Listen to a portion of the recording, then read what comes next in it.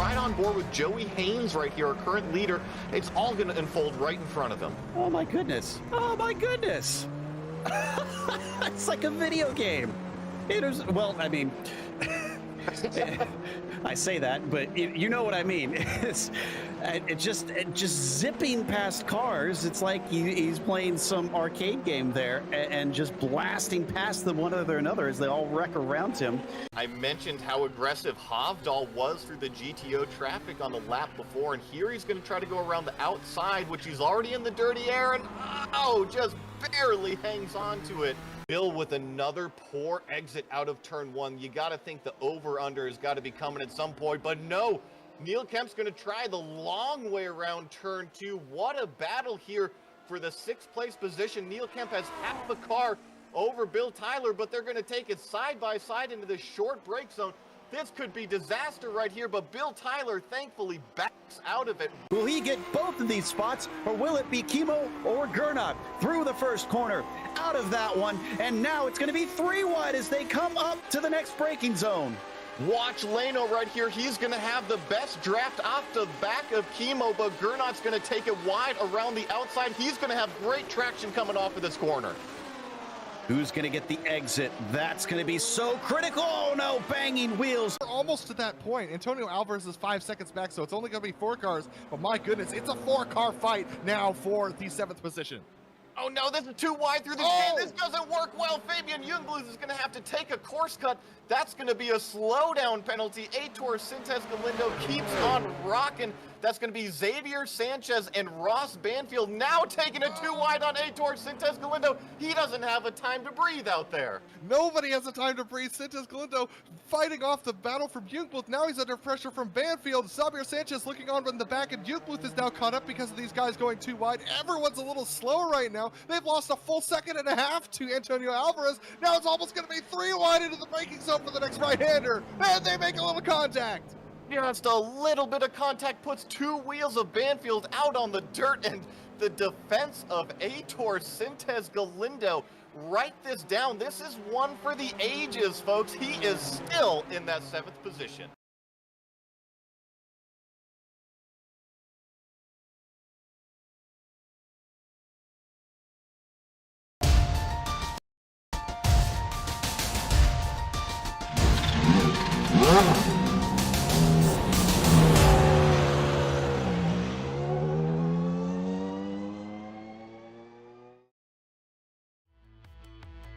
The first 4 races saw tracks with long straights and plenty of opportunities to pass.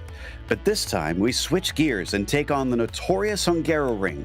Twisty, tight, and narrow, it's going to require a technical hand at the wheel.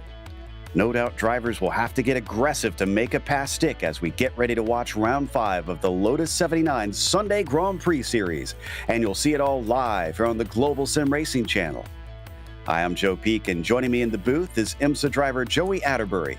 Behind the scenes is our director, Zach Johnson, and he's using cameras provided by Dougie Beard. If you haven't heard of the Hungaroring before, the good news is we have our handy track guide to help introduce you.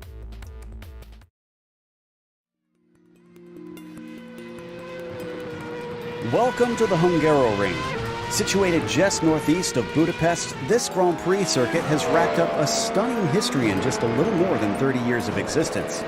Its biggest claim to fame was holding the first Formula One race inside the Iron Curtain at a time when the Cold War was at its peak. But most fans don't associate this 2.7-mile or 4.38-kilometer track with politics.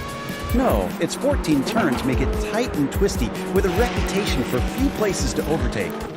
For a long time, it was renowned for processional races in which qualifying is of the utmost importance. But the past couple decades have seen a litany of utterly wild and unpredictable races that greatly overshadow the single-file events of before. The majority of passing takes place into Turn 1, while some battles do carry on into Turn 2. But be careful about how greedy you get, because the steep drop in elevation makes it easy to go wide. Other than that, Turn 12 is often the only other realistic place to sneak by your opponent. Perhaps the scariest and trickiest of the corners is 4, which presents a blind and crooked entry into a high-speed flick.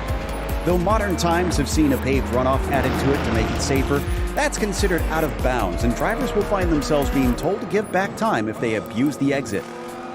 Built with fans in mind, the track sits in a natural bowl, allowing great views from most sides of the venue.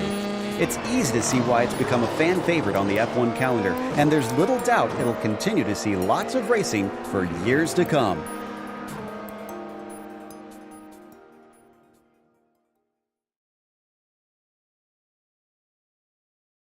Well, this is another one of those tracks, Joey, that I think sometimes we forget that it's considered now part of the older guard, I guess, of racing, considering it's close to 40 years old. It really is, and one of the classics on the Formula One circuit in Hungary, the Hungaroring. 14 turns here, just under 2 3/4 miles distance, and one thing that's tricky about this place, it's definitely a higher downforce setup track, and that means less and less passing opportunities. I'd say your probably best bet is heading down into turn 1 with the big straightaway here in the long brake zone to try to overtake anybody. But tell you what, through the back section of this racetrack, it is very single file. Hit your marks and kind of follow the train along one at a time. Yeah, we're kind of expecting that to be the case today, but we'll see. Maybe we'll get a good one out there because we've been surprised before. As for the championship, though, up to this stage for the F1 standings, Juan Costa is up at the top, but only 7 points over Pauli Partanen. Those two have been some of the quickest so far this season, but so is Jukka Tolinen. Just unfortunately hasn't had the results or been able to show up as much so far. We'll see if he can work his way back up there. Timothy Reed's been very consistent, but we'll see if maybe he can snatch another win at some point and maybe get those two tangling and be able to run ahead, but he's not been quite as fast as them. Look at the tie, though, between Freckleton and Viekainen with only a single point back to Jack David Spickett as well, so very tight fighting down there in the top of the field, just outside of the winning positions. We also have an F2 championship in this series. Let's take a look at that. The F2 championship right now, Tim Britton is on top by 13 points over Keith Herner. And actually the top 4 decently spread out evenly. Jason Carlo there and Kirk Lapper. But check this out, the fight for 5th right now. Stephen Jones, Shady Ahmad, and Patrick Samaran only separated by a handful of points each. And you can even throw Brett Wayard in there and probably even Thomas Silbernagel. This F2 championship, a really good feeder series of kind of the drivers to come here. Indeed. Now, as for the race today, it's going to be 22 laps around this twisty circuit, and it's open setup like you heard Joey talking about. We expect a lot of people to try to put a lot of wing in it, but we'll see if anybody can maybe trim out the car just a bit to get that straight line speed down the front stretch to make some passes. No spare car, and it is a bit of old school, this one. The barriers are pretty close in a lot of places, and they have a drive-through penalty at 17 incidents and a DQ at 25. There's also some paved runoff in a few places where you could abuse that, so you got to be careful to make sure that you don't run over that limit too often here today. We're still, nope, we do have some of our first laps in, excuse me. It looks like Juan Costa has the provisional pole, and it's by 0.8 of a second over Dylan Freckleton. That's a massive gap. Yeah, that is a huge gap out there. I'm waiting to see a couple of these other cars put in a time, specifically that number 2 car, Jukka Tolinen out there. I have a pretty good feeling Jukka will be throwing one down here soon. Yeah, you have to set a time. He's on his first flyer, so he didn't miss his first lap. That's the good news. Waiting for, looks like Freckleton's second lap was only a 10th quicker, so Costa is still very far clear. As we watch Tolinen come around the last turn, long right-hander, just goes on forever, 180 degrees, and across the timing line, let's see what he's got, a 31.5. That is not even going to be second place for him. He's still nearly a second off of Juan Costa. Wow, a second, and then it makes it even more impressive, Costa's lap time, because Jukka put himself P3 right there on the board. So good lap time from Jukka, but just Juan Mi on another level. Well, he's going to extend it even further. He hits a 30.4 that time. So he is now literally a full second ahead of Jukka Tolvanen, who's still got his second lap, and he's in fact the only one that can set a lap from here. We're going to have 19 drivers out there today. This is top split that we're watching. A little bit of a slightly smaller field, but because that is kind of hard to pass, I have to imagine that it's still going to be an interesting one with everybody tightly packed together around this circuit. So the Finn brings it around the back half of the course, and right now I am showing him improving, but it's not looking like it's going to be enough.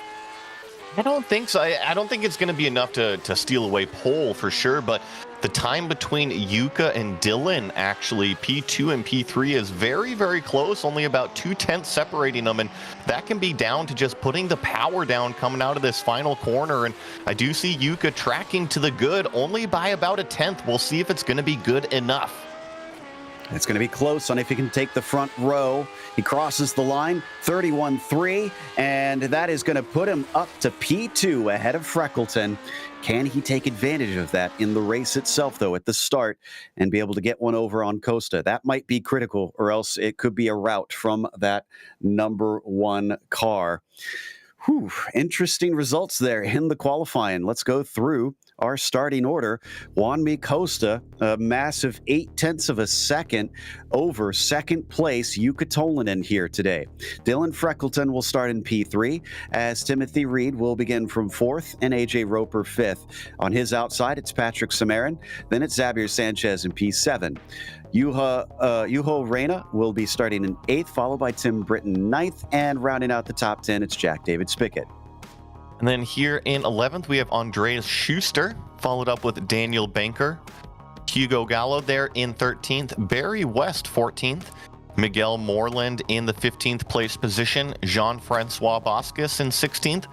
Pablo Suarez 17th, and two more here, Jason Clapper and Samuel Raymond, rounding out the 19 cars we see today. Well, some of those cars that we're missing, Pauli Partanen is not out there, so he's not going to do well in the championship after this. Kimmo Viekainen is not out there, so some of our front runners in the points are missing, and this is kind of an open goal if you're Juanmi Costa out here today, Joey. I agree. You take advantage of the points when you can, and if you got a field that you can do that, go run away with it. Take them to Gapplebees, as I say. I love it. Well, we'll see if he can manage to dominate out there like he did in the qualifying. Pretty good conditions, although a little bit cool. We'll see if he is able to adapt to those, or if the cold tires will cause any sort of issue in that sense. We're just waiting on Tolvanen to get out onto the track, along with a couple others behind them. There you can see those missing out there on the circuit. And right now, looks like there he goes. We are ready to go. So I think that is going to be it. Everybody on the track as the engines now start to rev and the lights come up for round 5. The green flag is out. Down to the first corner, this is a very good start for Tolvanen. This is what we were saying he needed over Juanmi Costa. He's going to have to be aggressive down into the first corner as they go for the braking. He's not quite as confident on the binders. Round the outside, Costa trying to hang out ahead of him, but it's once again neck and neck off the corner. Coming down to turn 2, Joey. Yeah, look at this. Another braking duel between the two, Costa and Tolvanen. This time it's Costa with the track advantage. He gets out to the lead, and Tolvanen has to settle for P2. That was his best chance, probably. He could still try and overtake him for that lead here later in the lap. Oh, as we got a couple cars off back behind them. Oh, entangling. That's going to send Juho Reina off into the background as he skitters into the paved runoff. Looks like he's able to return to the circuit. Yeah, he is. Actually, fantastic save from Juho. And then that's Jack David Spickett with the problems. You're seeing him park in the gravel right now. Our first retirement. Not sure what happened, if maybe he was part of that contact and had some damage, but yeah, he just basically straight lined it. Yeah, he was. He got into Juho there in one of the turns, and then also had some previous damage. I think he just realized he was more of a hazard than a help on the racetrack. So he's parked it. Hopefully we'll see him maybe be able to repair it and get back out to try and salvage something, as Juan Costa will lead the first lap, and it's by 1.7 seconds already. Tolinen has to deal with Freckleton and Timothy Reed behind him. And honestly, this is a little reminiscent of current F1, Joe. We see a leader running away from it right now, just totally in domination. And here's Tolinen with Freckleton giving a lot of pressure right behind. And then honestly, Timothy Reed and AJ Roper in the mirror. Yeah, AJ Roper faring pretty well here. Not a name I feel like we see as often up towards the front of the field, but taking advantage of the lack of some of our quicker drivers here today as we hop on board, coming up through turn 5 with Roper, digging that helmet as well as they switch back into 6. This is where I really feel the track gets very technical. Got to be on top of your marks out here. Jump the curbs just enough, but not too much. Otherwise, you'll upset the car, and then it really feeds into this back and forth S section that seems to last forever here on this racetrack. It really does. It goes on for quite some time until it finally empties out into something of a straight here, down into turn 11. But nobody close enough this time. You got to be right on top of each other to try and make a pass into this right-hander. So we'll stay single file. Wonder if we've got time for a replay of what happened there on lap 1 into turn 6 between Yuho and Jack. Here we go. I think they just kind of tangled wheels. Oh, no, Jack went off wide and then tried to return.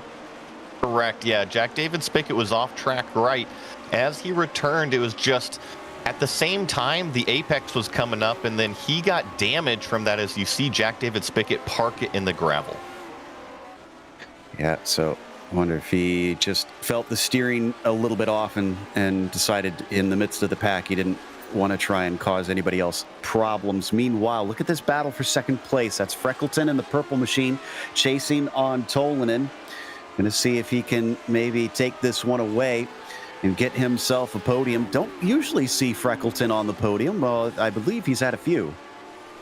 He is definitely one of the regulars in this series, and he's always got speed. But you're right, this is refreshing to see that purple chameleon car way up front, and he is on the back of Yuka right now. I tell you what, he's not just battling for a podium, but he's trying to get up there in second. Correction, Dylan has no podiums before in this series. This would be his first, even if he finishes in third here today. So this is a great opportunity for him. He still has Timothy Reed behind him, and we know Tim loves to get a good battle in, so he's got to keep an eye out behind, especially if he tries to fight Tolinen and slows the pair of them up. But right now, it is really just a battle for best of the rest, because it's up to 3.6 seconds, and we're just completing lap 3. It really is, and I mean, Juan Mi is on another level right now, but look at the train of cars come out on the front straight as we get a little bit busier further back. I believe this is Daniel Banker right in front, as well as Andreas Schuster coming out onto the front straightaway. This is for 11th on back. Indeed, Hugo Gallo there in that dark green machine, the number 8, as they break for the first corner, being chased by all of them. I think Banker had a pass with Schuster on the end of that last lap, because I thought I saw them change positions. And they come down into turn 3, back into the circuit. If you get a good exit out of here, sometimes a brave move can be made into 5, but it doesn't look like they have anything here. Sounds like there was maybe a moment for Andreas Schuster that he had at the end of that lap. Let's take a look at the replay, see if we can figure out what went down here. Joe, oh, yeah, well, Zach was right. That was a huge moment for Andreas Schuster right there. And I would say that's probably the trickiest section of the racetrack in these cars. These cars need downforce, and that's the slowest section of the racetrack, as we got more problems out there. Yep, looks like some contact between Pablo Suarez and Jason Clapper. This was coming up into the chicane on the backside of the course. Jason Clapper tried to come through, and I think he missed his braking actually a little bit from what I can see on my screen. Neither of them hit the wall, but Jason held up to let his rival back by, as you can see in front of him. Always good, respectful racing And that, I think that has to play with the community as well. And, you know, if they feel like they're at fault, they tend to raise their hand and apologize right away on the racetrack. Kind of refreshing to see here in sim racing. Absolutely. They know that this is low stakes and respect is going to be everything out there, because otherwise, how are you going to have a good time? As AJ Roper in his orange and gray machine, just ahead of Patrick Samarin and Xavier Sanchez. Expect plenty of trains here today, just like this one. Drivers who might be a little faster than those in front of them, but can't find enough speed over them to make the overtake. It's kind of the nature of this Hungaroring circuit, and I'm specifically looking at the car. Really one of them that we're riding on board with, but the car right behind, Xavier Sanchez, really shown a lot of speed in this series, usually up front, but he's on the caboose of this train way back here in 7th. Yeah, he's going to have to make some hard work to try and get by these guys, although he is closing in on Patrick Samarin, so maybe he'll find a good opportunity. We've already seen some slip-ups from a few drivers throughout the field, and maybe that's the name of the game. Try and put the pressure on until you make them crack. I think so. I think with the limited passing opportunities, that's your best strategy out there. Otherwise, you're forcing yourself into a bad decision. And trust me, I would rather have a bunch of small opportunities than one big bad decision. And this is the battle for P2. It goes raging on, and Freckleton is closer to Tolanen than he's ever been. And look at this, a late move from Dylan side by side. Yuka saw it coming and gave him room. Yeah, and was quicker off the exit as well. Freckleton just a little too scared, I think, to feed the car out to the outside. Now Timothy Reed really is in amongst them, so he could try and pull the same thing on Dylan Freckleton if he's not wary. It's not going to happen up here into turn 5, at least this time, as they switch back over the blind crest, going through there to over 120 miles an hour. When you mentioned Timothy Reed closing it up on these two, and I think that's exactly why you saw Dylan make a little bit more of an aggressive move. They both have been closing in on Yuka, and with that red car getting closer in your mirrors, you got to say, well, hey, it's time for me to go. Absolutely. So might as well make some moves, or else I'm going to be a sitting duck here for Timothy Reed to try and make his own attack. And, well, they're now 8 seconds behind Juan Costa, so he is not on their mind at all, as we're only on lap 6 of this race. So this is going to be a long and hard race for all three of them if they're stuck like this the whole time. And they come out of the last few corners past the pit entry. Let's see if anybody can get a good run out of the right-hander. Long hairpin onto the front stretch. Good exit from Yuka Tolanen, and he keeps himself clear. Really good exit, and that's where Dylan was able to capitalize that last lap. But like you mentioned, good arm's length distance between Tolanen and Freckleton that time. And I'm curious, it is an open setup. This is early days. We're only about a third of the way into the race. I'm curious to see whose car gets stronger, whose car falls off, or if any of them make any mental mistakes on such a technical circuit. And while we've got a chance, I want to give some love to Yuka and Pauli as well, even though he's not here today, for that paint scheme. I don't think we've mentioned it in quite some time, but if you take a look at that, the classic paint scheme for the Lotus 79 was the John Player Special. Well, they have the JPS, but it's the Yuka Pauli Special, and they've changed it from the gold and black to the Finnish blue and white colors. I really love the creativity that they've done with this thing, and it's kind of a cool little touch that they put on the car. But for now, I think behind him, Dylan's less caring about the colors on the car, more caring about whether or not he can get by. Well, I tell you what's iconic about that paint scheme, Joe, is that I know that if I ever hop into a Lotus 79 car and I see that white and blue scheme out there, I know I'm in trouble, because that means there's some really, really fast drivers on the racetrack. Yeah, that is for sure. And Yuka Tolanen is going to try and prove that to Dylan Freckleton, that you can't beat Finns easily. They will fight tooth and nail. I'm kind of curious, because I know Finns had a fast reputation outside of sim racing, but before you joined sim racing, Joey, did you realize just how quick they were? Well, No, and it's interesting you bring this up, Joe, because I really feel like sim racing has brought together the entire world of motorsports. Not that we weren't a fan of worldwide motorsports before, but growing up in America, club racing, you race against other Americans, and it's not until you get on the professional level that you get international entrants. And I think that's one cool thing about iRacing is that we can go race worldwide competitors and check out what these Finnish drivers have to offer. It's pretty wild, and they are all really fast. I don't get it. Yeah, they're a tight-knit community. We know that, and I think they trade a lot of secrets amongst each other, and that's part of it. But I don't know what's in the water that gets them to that level in the first place. But so far, it looks like Yuka is holding Dylan at bay. Just nothing doing with these front three. We've been kind of watching them at a standstill here. Sadly, we've lost Jack David Spickett at the beginning of this race. He's the only retirement so far. Everybody else has been able to keep going despite a couple spins and incidents elsewhere throughout the field. So far, not many hard chargers because of the difficulty in passing in this race. Although, could we have one here a little bit farther down as AJ looked like he slipped up out of the final corner and he's weaving down the front stretch to try and prevent Patrick from having a chance.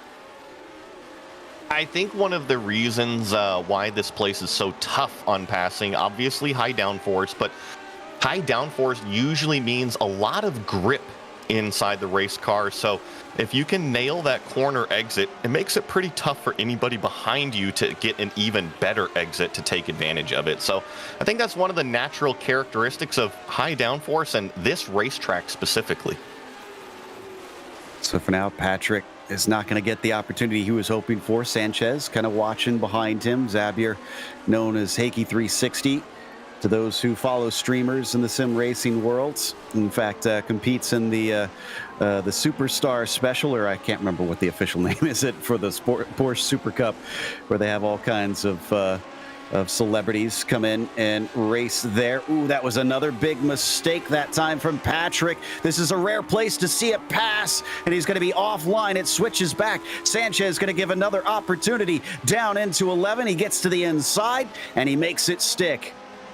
Perfectly done by Zabier, and we mentioned it's tough to pass around here. What he did is he put enough pressure on, and then you saw Patrick make that mistake. He did a couple over-unders, and Sanchez up into 6th.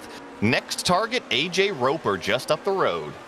Indeed, probably the right time to make that happen because they've got Tim Britton not that far back as well. So he made that move just right as they head down into the braking for turn 1 once again. Still 18 cars out on track. I was about to say of the big movers, the most positions gained right now is Hugo Gallo in 9th, and that's only up 4. You know, but hey, props to Hugo because we've only had one retirement based off of attrition. So literally all of those passes have been made on the racetrack for Hugo. Absolutely. So we follow them out of turn 5 and back into 6 once again. It's on to the back half of the course they go. And temperature has not really gone up here since they are doing this one late in the evening. Sun's actually going down. Now, it's not going to be that long of a race, but usually we see morning races for this series. And it is a bit dim. This is 6 p.m. virtual standard time here. And the sun is going to go behind the trees, which they have quite a few of at this track. So it's going to make it shadier and shadier, and the track will continue to cool.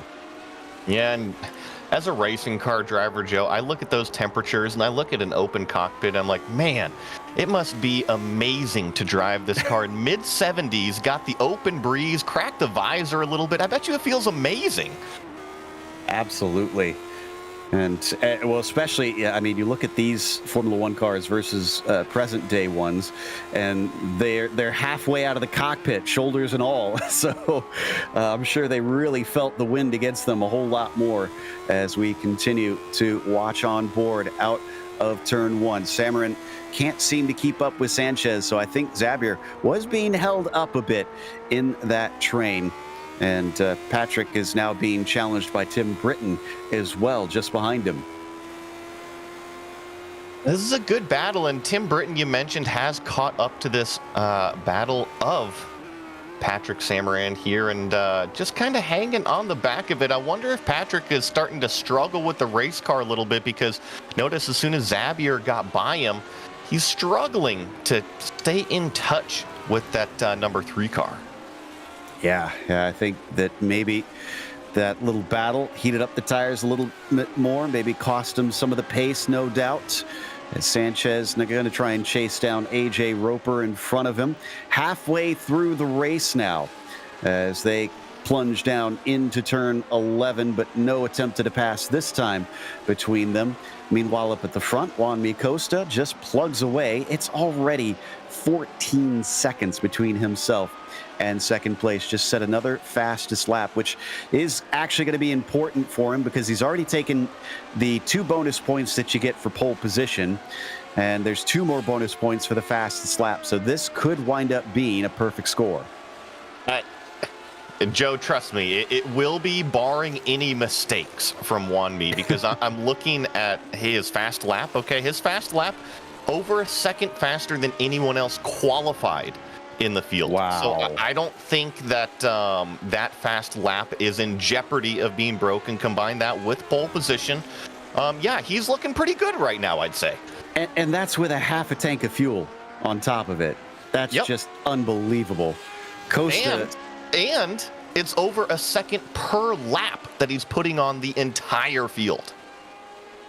This is domination. We use that term maybe a little too much, but Juan Costa is setting down the marker and saying, all right, everybody's got to step up to this. Look at that. Look at that. Just only a single lap over the last 5 was within a second of Costa's lap time there for Tolmanen. That is unbelievable. And I mean, within a second, you're arguing over 2.5 hundredths of a second there. Jeez. Yeah, I mean, he might as well be in a Red Bull out there, unfortunately. So it seems like he's got this one well under control at this stage. Yeah, look at that. We have to turn the cameras all the way back once he's out of turn 1 to see them coming out of the final turn. They've got the entire front straightaway between them and the leader. Tolmanen still in second place, though, but Freckleton keeping the pressure on.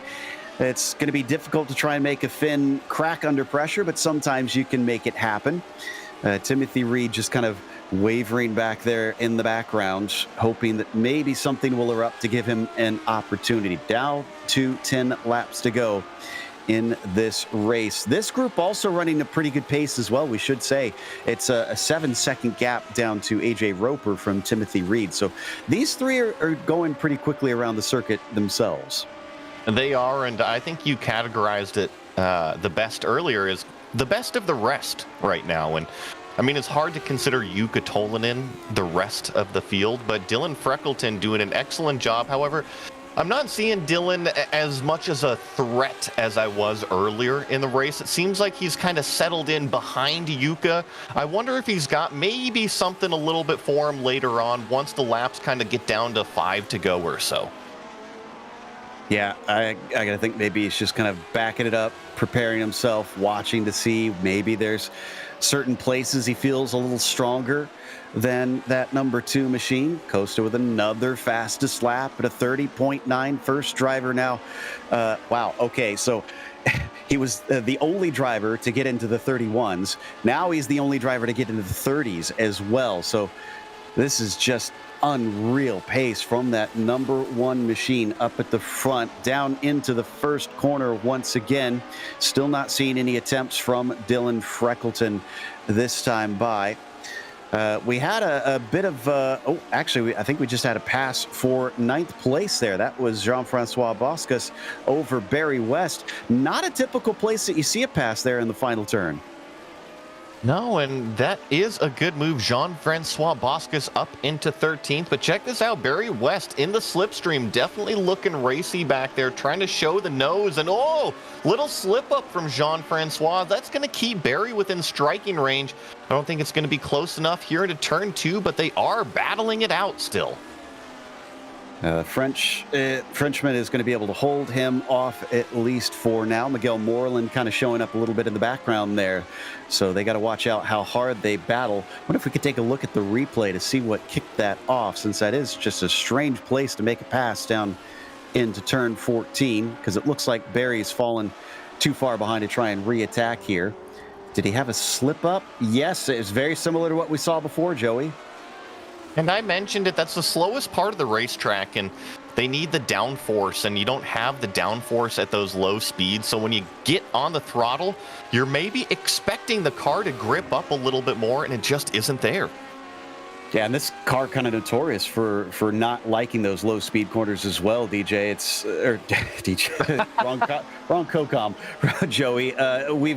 I mean, this thing is so tightly sprung because of the downforce on the underside of the car that it's basically made to try and be quick everywhere else, and just kind of suffers through the slow ones. Yeah, and I think that's just kind of the nature of the majority of the racetracks that are made nowadays. They're not these tight little autocross tracks, these big, huge Spa, Le Mans, with these massive sweeping corners where you're carrying a ton of speed. And so that's what the cars are designed for. And then you put in these little tricky chicanes or slow speed corners, and they look simple on paper. They look low speed, but they're actually some of the most tricky areas to navigate. Indeed. And personally, I like seeing the drivers have to get a variety of corners up against them, really challenge them out there. Sometimes you want a little bit more than all slow speed and all high speed corners. Get some mix in there as we go back to Boscus here, still ahead of Barry West.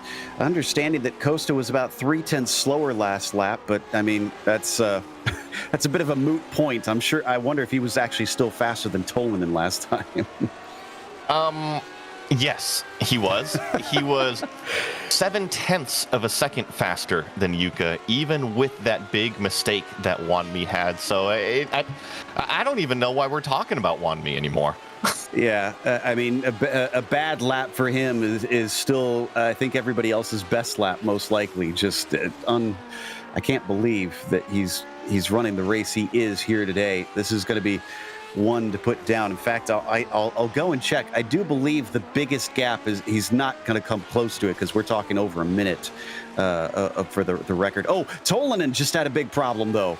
Tolanen with a huge off, and this might give Freckleton an opportunity, but he had enough of a gap that he was able to get back on track in time. He might have a slowdown penalty from that. No, looks like, but he misses the chicane. The car maybe with a little bit too dirty of tires after that one. What happened here? He's parking it. Did he get some sort of damage or something? Because he didn't hit anything. Why would he just give it up?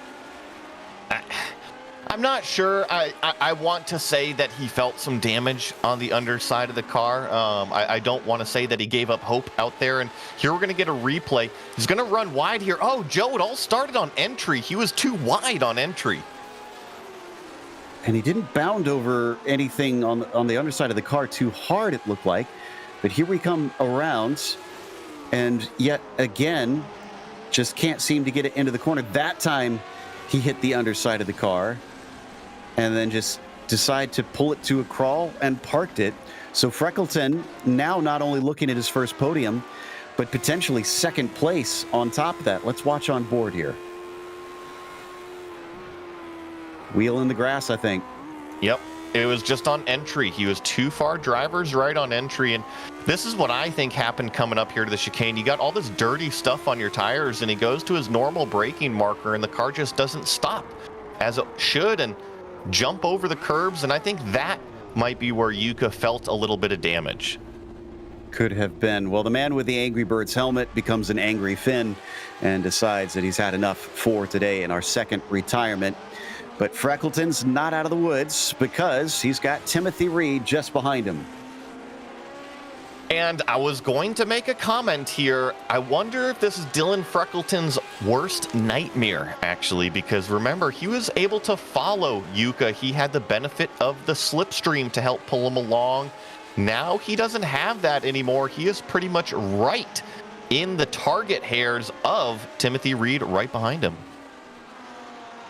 I'm sure Reed's going to be eager to try and snatch this one away from him. This is a good chance for Reed to get second place. He's third in the points. Partanen isn't here today. He could move himself P2 in the championship.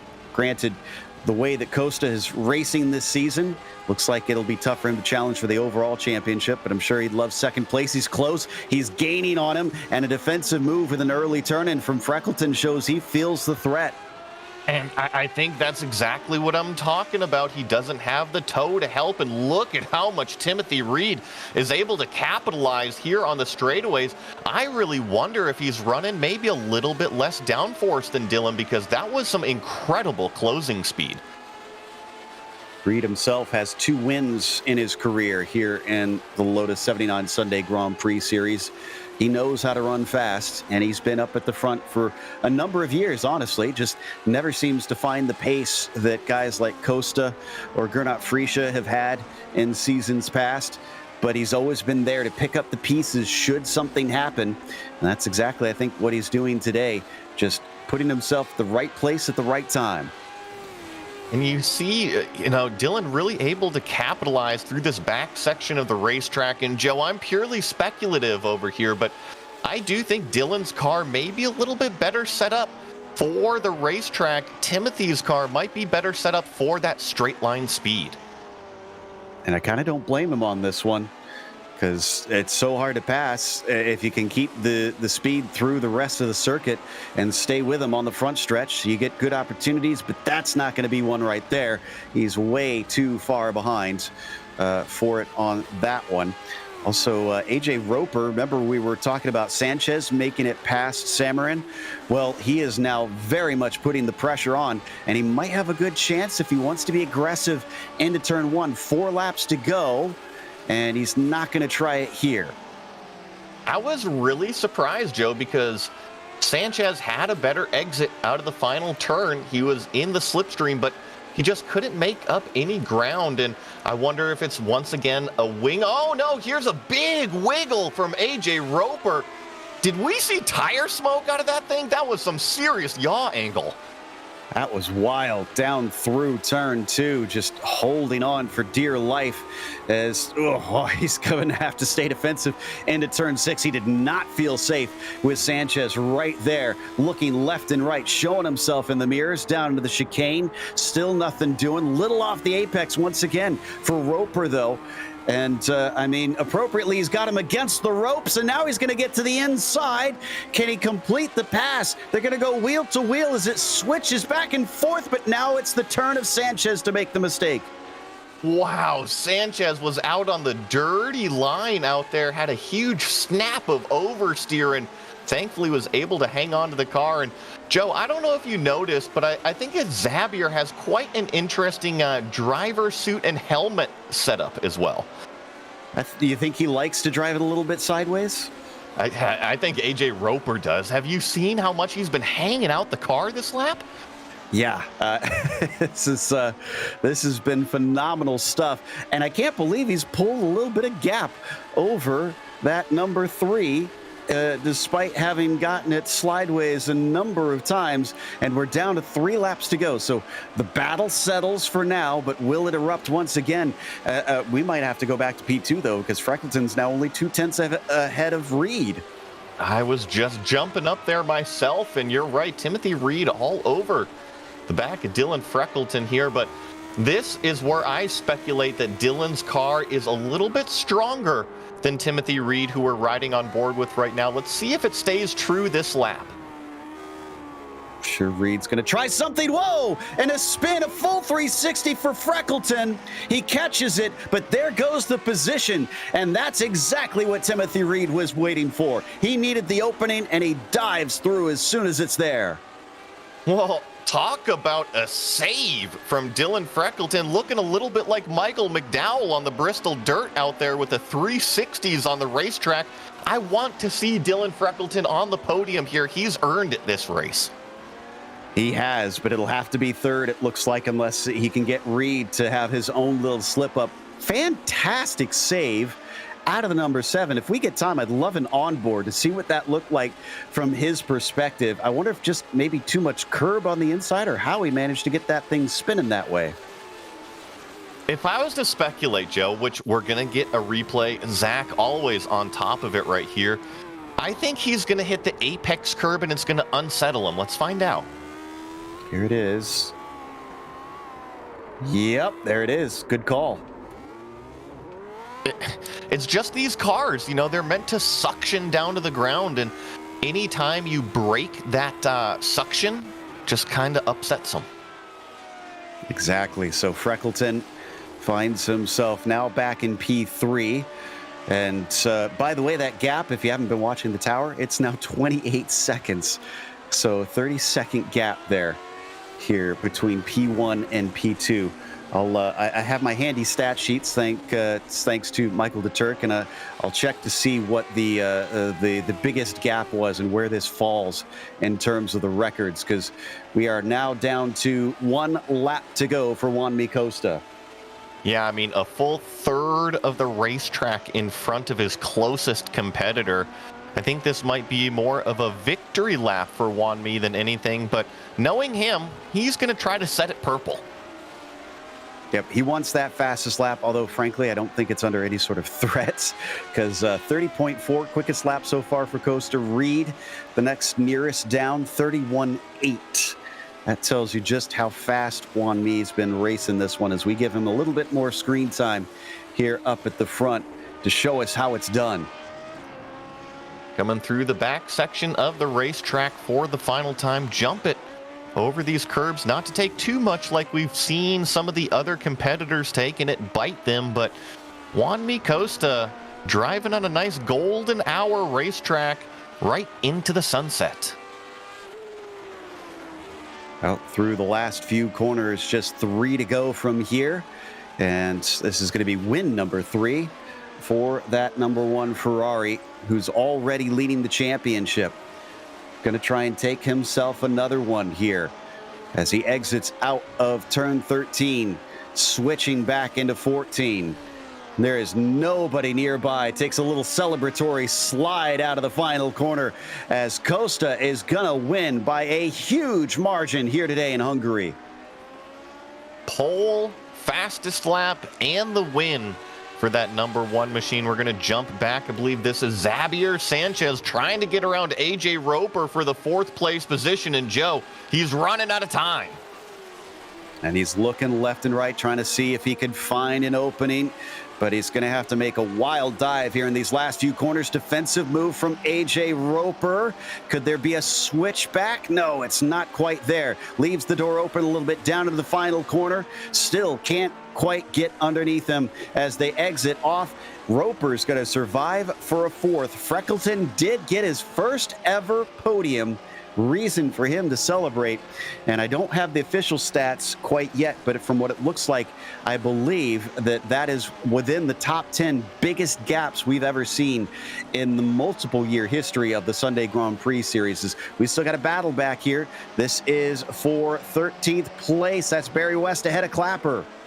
Clapper's trying to get that biggest mover award, and Barry West trying to hang on to 13th place position. I think Barry's got it.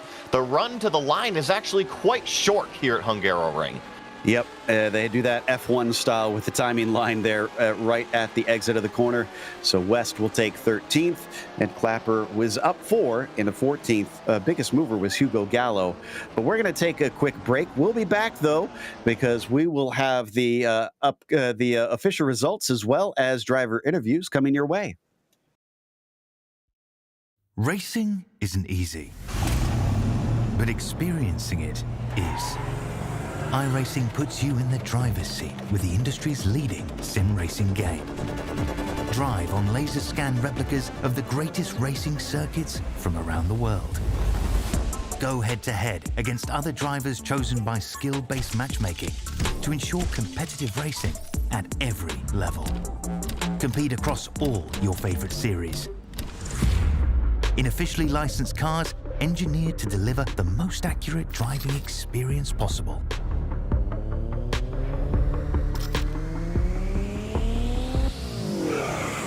Join a race or host your own with players from across the globe. Race against the computer or in a league with friends. Feel the thrill behind the wheel. Visit iRacing.com.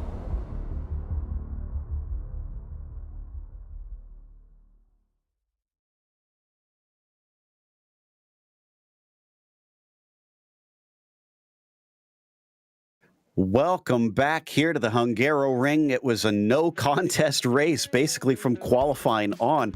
Juanmi Costa finished 31 seconds ahead of Timothy Reed to take the win. Reed managed to sneak through into P2 as Freckleton behind him had a 360 spin and caught it, but still earns his first ever podium. He got plenty of excitement today. I'm sure he's still happy with that. AJ Roper was P4, and it was Xavier Sanchez who challenged him all the way to the finish to take fifth. Patrick Samaran was 6th, as Tim Britton was P7 and Hugo Gallo was 8th. Then it was Andreas Schuster 9th and Juho Reina with an early issue backing him up to 10th.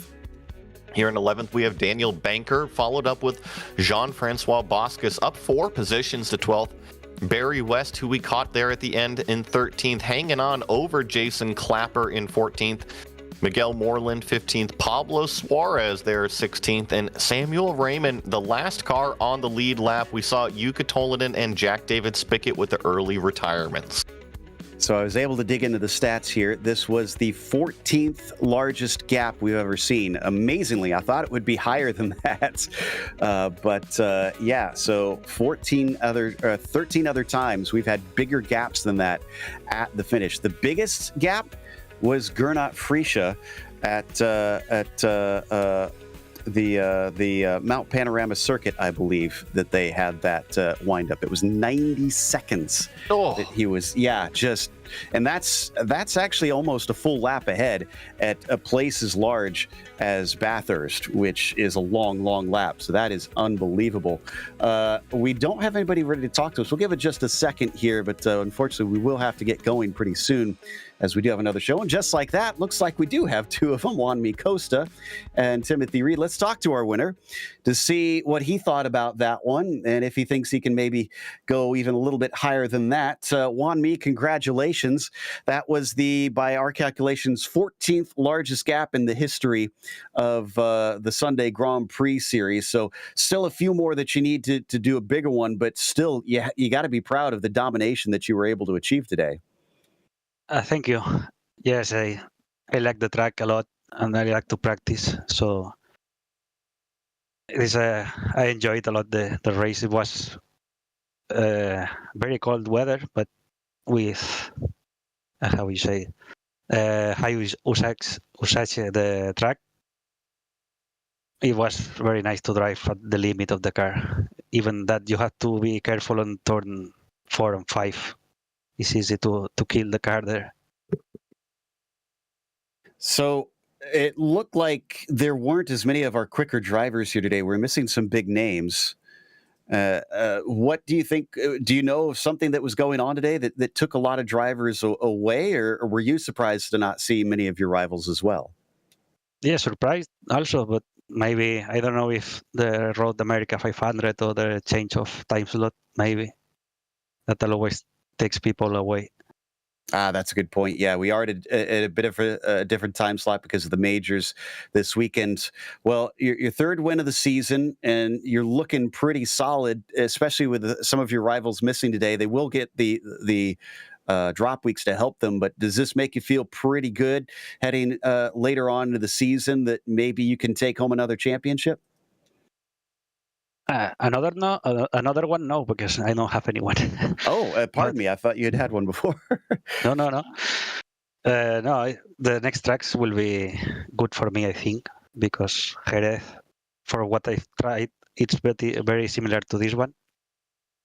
And Magny Course, last season I won there also. Let's see after that what happens. Well, we'll definitely keep an eye out for you. Again, this was just an impressive showing from you, and congratulations. Thank you. That was your winner, Juanmi Costa. Up next, I believe, Joey's caught up with Timothy Reed. Well, Timothy Reed, congratulations today on the second place at Hungaroring. Thanks, appreciate it. Yeah, I wasn't too prepared for this one, so it's a lot better than I expected the outcome to be. Well, talk to us a little bit about your race, because it kind of seemed like you were back there, the caboose in the train following Yuka and Dylan, and you just were patient and the race seemed to come to you. Did you feel like you needed to get up there and make any passes, or were you comfortable with the pace you were running? Yeah, I was pretty comfortable. Like I was just aiming for top 5, so fourth spot would have been great. But Dylan was faster than me, and so it's just I was able to keep up with the draft. And yeah, just unfortunate for him, he spun. He could have easily gotten second place. I had really nothing on him. I was trying to pressure him, but I was pushing as much as I could.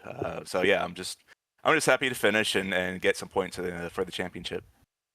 Well, and I feel like once Yuka got out of the way up front, it seemed like you were able to mount a charge onto Dylan. Did it seem like your cars were different in terms of downforce levels or top speed at all, or do you think that he was maybe just getting pulled along by Yuka for a little? Yeah, he was getting pulled along at first. I tend to run a little bit higher downforce than most people, and I think Dylan runs even higher than I do. So it was a net zero effect when we were behind Yuka. But once that happened, then yeah, he lost the draft, and I was able to gain on him a little bit. But yeah, that was the only advantage I had over Dylan. He definitely had a good race today. Well, Tim, congrats once again on the second place here. Anybody you want to say hi to? Yeah, just everyone in the community, and promoting it and sharing sets and participating in the races. And unfortunately, this is my only race in the Lotus this week. But hopefully next week, it's a great track, great combo. So hopefully we have a lot more official races going. Well, Tim, once again, congrats on the second. And for the only race in the Lotus 79 this week, I would take a second place any day. Absolutely. Thank you. So that takes us to third place, Dylan Freckleton getting his first podium in the series, and in pretty stylish fashion, I have to say. Tell us about that spin that you managed to catch. Yeah, it could have given you a second place, but still, at least you kept it going. Yeah, it would have been nice if that had finished sort of 3 laps before it did, but no, that was good fun. I was pushing a lot. First of all, to keep up with Yuka, and then also to keep Tim behind. But yeah, it was good fun, and it's kind of nice to be able to progress to the point where now I can finish on the podium, because I've been doing this car for a while, and sort of every week it feels like I'm getting a little bit better with it still. So, but yeah, it's nice to finish on the podium, even if it could have been second if I hadn't dropped it, but. I have to admit that I had to look up to see how many podiums you had. Was kind of surprised that it had a 0 in that marker. Like you said, you'd been around so long. What do you think has made the difference that has brought you up to this speed that now you can challenge for those positions? I think it's just time and experience. It's a tricky car to get the hang of, but once you do get the hang of it, it's really fun to drive, which is why we're seeing more and more people coming and racing it, which is great to see. And for me, it's probably the most fun car on iRacing to drive, which is why I've stuck with it. Well, we've kind of come into, I guess, an 80s period, because we're going to another track built in the 80s in Jerez next time. Do you feel like you've got a good shot there at that new one here on iRacing?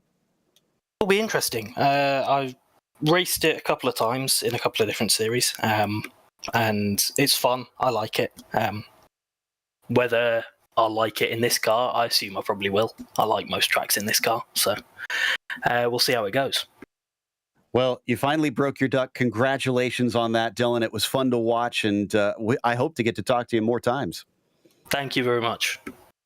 That was Dylan Freckleton. third place here today with a fantastic drive here at the Hungaroring, which is going to wrap us up. So we want to give a big thank you to the Lotus 79 community and the team as well today with Joey, Zach, and Dougie helping us out. Make sure to check out our social media, our website, and our merchandise store, but also don't forget to subscribe to our YouTube channel so you don't miss a moment. Like we said, next race, Jerez, that'll be Sunday, April 23rd, and that'll be back to the normal time at 12:30 p.m. Eastern. So tune in as you usually do. Also, be sure to check out our other broadcasts that we have listed here, because in just a few moments, the majors will race TCR cars at Knock Hill here at noon Eastern. However, until next time, race clean, race hard, and we'll see you on the track.